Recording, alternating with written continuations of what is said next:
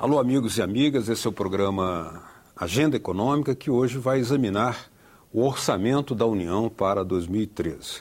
O orçamento é uma espécie de compromisso que o governo assume para com a União, para com a sociedade brasileira, e onde ele vai descrevendo onde serão colocados os recursos financeiros, as receitas arrecadadas e onde serão feitos os principais pagamentos das obrigações e também os investimentos, sobretudo na área social. Há, inclusive, também as previsões sobre o crescimento do PIB, o reajuste do salário mínimo. Portanto, é um documento fundamental para saber o rumo que o país está tomando na sua economia e na gestão dos recursos públicos. Para nos falar sobre esse tema, a nossa convidada de hoje é a doutora Maria Lúcia Fattorelli. Ela é coordenadora da Auditoria Cidadã da Dívida. Participa do programa o jornalista Davi Emerick. Doutora Maria Lúcia, muito obrigado por ter aceito o nosso convite. Obrigada pela oportunidade, Gilberto. Bom, nós temos aqui um orçamento apresentado recentemente pelo Ministério da Fazenda, avaliado em 2,14 trilhões de reais. É um orçamento para 2013 que registra uma elevação da receita primária em 12% superior àquela registrada no orçamento desse ano corrente, 2012. Mas, tendo em vista que o Brasil e o governo está prevendo também para o próximo ano um crescimento do PIB real de 4,5%, que comentários nós poderíamos fazer inicialmente sobre essa peça orçamentária? Sim, é importante a indicação desse crescimento, né? É um otimismo muito grande, embora nós estejamos em um cenário de crise internacional. Então, se a atividade econômica não está crescendo nesse ritmo, né? Você vê o primeiro semestre desse ano, não chegamos a 1% de crescimento, né? Então, tudo indica que esse crescimento de receita dificilmente virá de crescimento de arrecadação tributária, porque a arrecadação tributária ela acompanha o crescimento da atividade econômica. Muito possivelmente, esse crescimento virá da emissão de mais títulos da dívida. Então, virá de um crescimento da dívida pública, né? Porque na peça orçamentária entram as receitas provenientes da arrecadação tributária, de todos os impostos, taxas, contribuições que todos os empresários e os cidadãos pagam sobre tudo que consomem, sobre tudo que recebem, e entram também as receitas advindas da emissão de novos títulos da dívida, né? E, nesse sentido, é importante quando se fala da elevação da receita primária, nós estamos nos referindo à elevação da receita tributária. O que é arrecadado O que é arrecadado dos tributos, não é? Então, para atingir esse valor previsto aqui para um crescimento de receita primária de 12%, ou teremos um crescimento muito grande da atividade econômica, uma retomada muito forte do crescimento, não é? Ou uma elevação da própria carga tributária. Aí, para esse crescimento sem emissão, sem endividamento de 12%, Deus precisa ser mais brasileiro ainda, né? Porque se prevê um crescimento para esse ano de que a gente percebe que para ter um crescimento da receita primária de 12%, a senhora praticamente está dizendo que é quase impossível, ainda que impossibilidade em economia é algo que não se pode falar. Mas a senhora acredita que realmente esses 12% vão ser alavancados por endividamento? Bom, nesse cenário de baixo crescimento econômico, é o que eu estou dizendo, a não ser que haja um aumento muito grande de carga tributária, Porque não existe mágica. Está com uma série né? de desonerações, né? Folha das empresas, IPI, quer dizer, a coisa complica nessa arrecadação. A tendência é a arrecadação majoritária, a arrecadação cair, né? Exatamente. Se não houver um aumento muito grande da atividade econômica, né? Um favorecimento ao consumo. E para haver favorecimento ao consumo, tem que haver aumento salarial. Como é que as pessoas consomem? Né? E não é isso que nós estamos vendo na própria peça orçamentária. Né? Ela não prevê um reajuste para servidores, o reajuste para o salário mínimo está pequeno, e a própria atividade industrial no país está em dificuldades, né? Nós estamos passando por um processo de desindustrialização. Como é que nós vamos explicar um crescimento tributário num cenário de baixo crescimento econômico? Teria né? que haver uma reviravolta Teria nos que rumos, haver né? uma modificação completa, não é, nas prioridades. Não é? Ora, a receita previdenciária para 2013, prevista no orçamento, ela está em 314,1 bilhões de reais, 17,9% superior àquela registrada em 2012, atualmente. Né? Que fatores interferem para que essa receita previdenciária tenha essa variação mais elevada ou essa previsão de uma variação tão elevada? Pois é, em parte,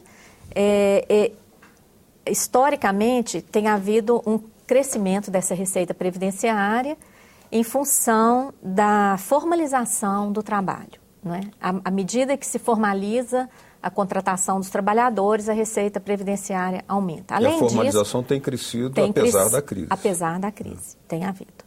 E, por outro lado, a maior receita previdenciária é da COFINS. A COFINS é a contribuição para o financiamento da Seguridade Social. Ela incide sobre tudo que consumimos, inclusive sobre bens e serviços.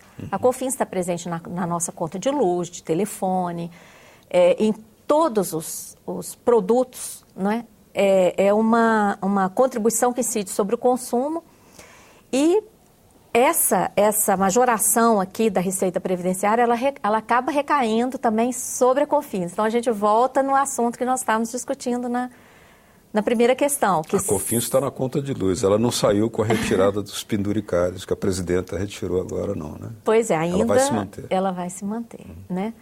Porque, caso contrário, é outra incógnita. Como aumentar essa contribuição nesse volume, não é? Não teria nesse efeito cenário. do bônus demográfico nessa conta, não?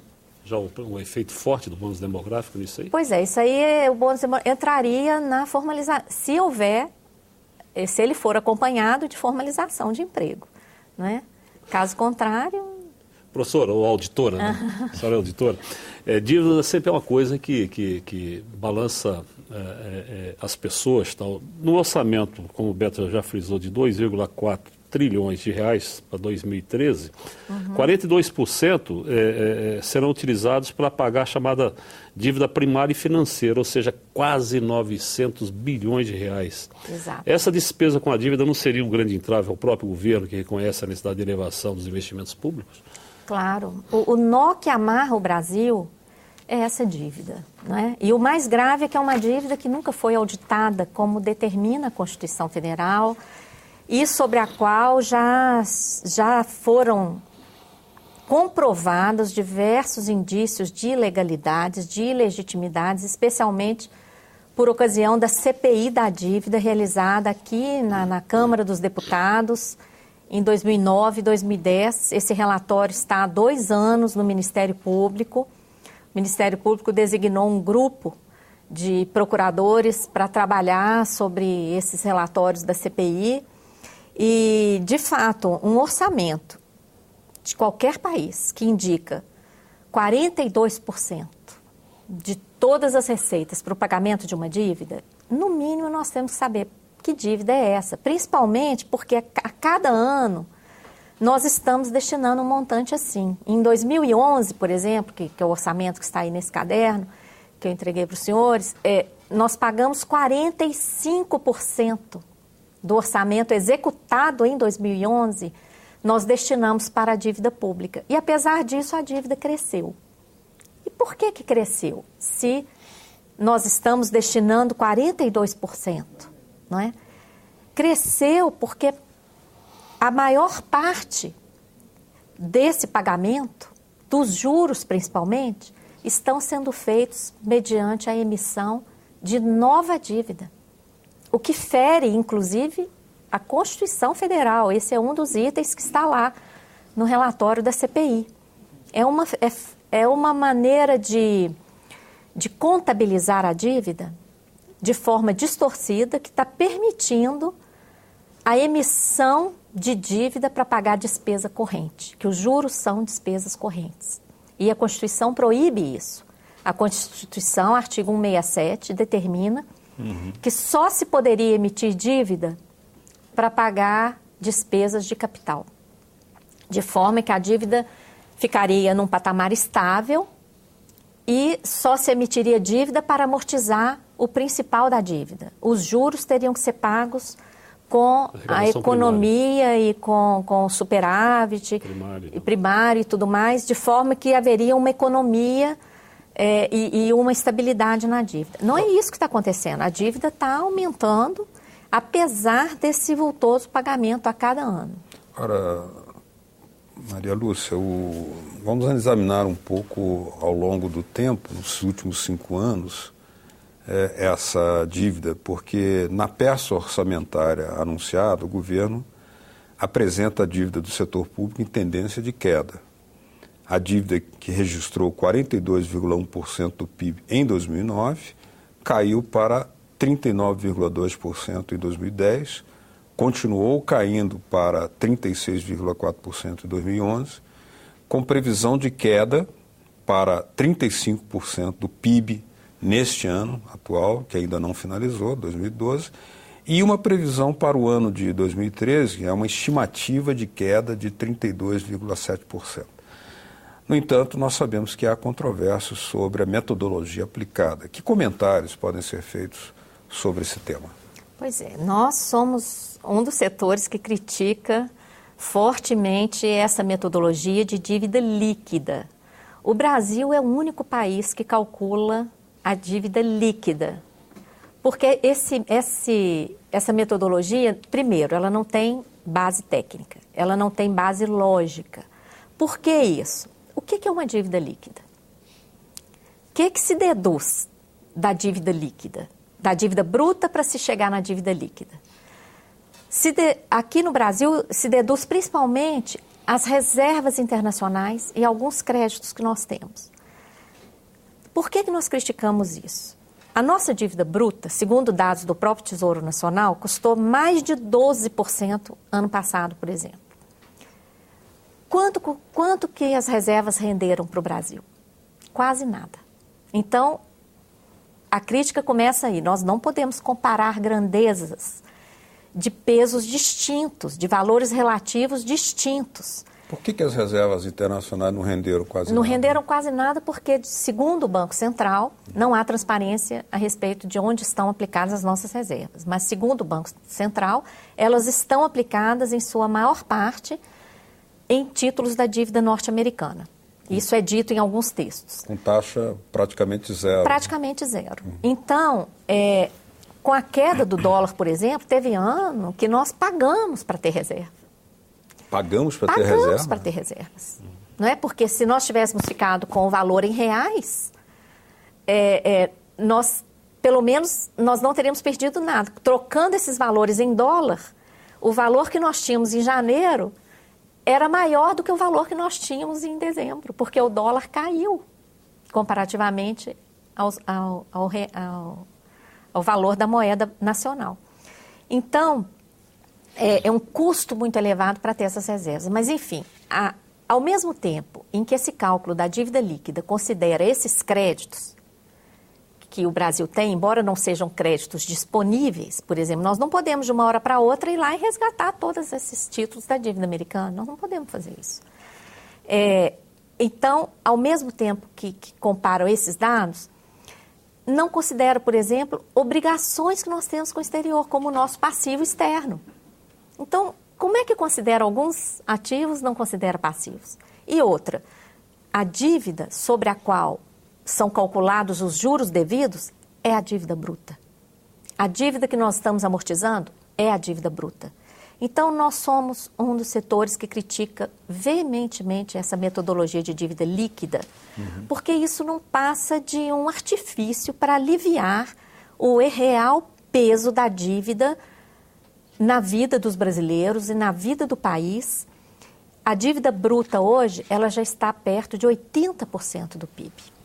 Então, é com esse dado que nós temos que trabalhar. E é por causa desse peso de 80%, é que 42% do orçamento estão sendo consumidos com o pagamento da dívida.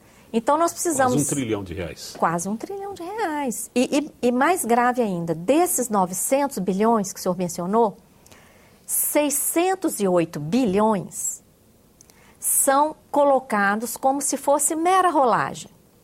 O que é isso? Isso é anunciado como se fosse pagamento de dívida com emissão de dívida, como se fosse mera troca. Isso também a CPI provou que não funciona assim.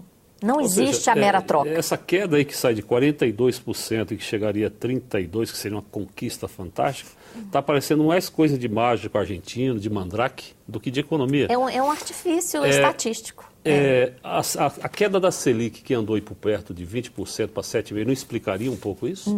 Não, porque também nós temos acompanhado isso. Justamente quando a Selic entrou em queda, o Tesouro passou a vender os títulos da dívida brasileira com base em taxas fixas muito superiores à Selic. Só para dar um exemplo, no dia que a Selic caiu para 9%, que foi dia 19 de abril, nós verificamos o leilão efetuado naquele dia. O Brasil vendeu o título nesse dia, o Tesouro vendeu por 10,79%, ou seja, 20% acima da Selic.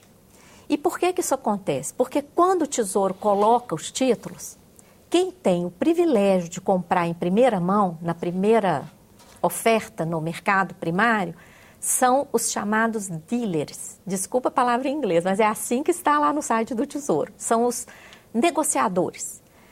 É um grupo de 12 bancos que vai se revezando a cada 6 meses por portaria do governo brasileiro. É o próprio setor financeiro. É o próprio setor financeiro, são 12 bancos, inclusive bancos estrangeiros. Agora, por exemplo, o Deutsche Bank alemão está lá, o Barclays, que acabou de sofrer uma forte denúncia por manipulação de taxas de juros lá na Inglaterra, é um dos dealers aqui que tem o privilégio de comprar.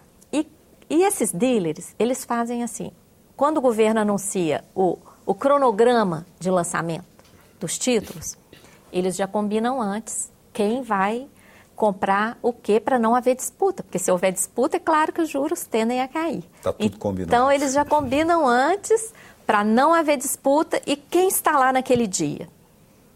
Por exemplo, que a Selic caiu para 9%.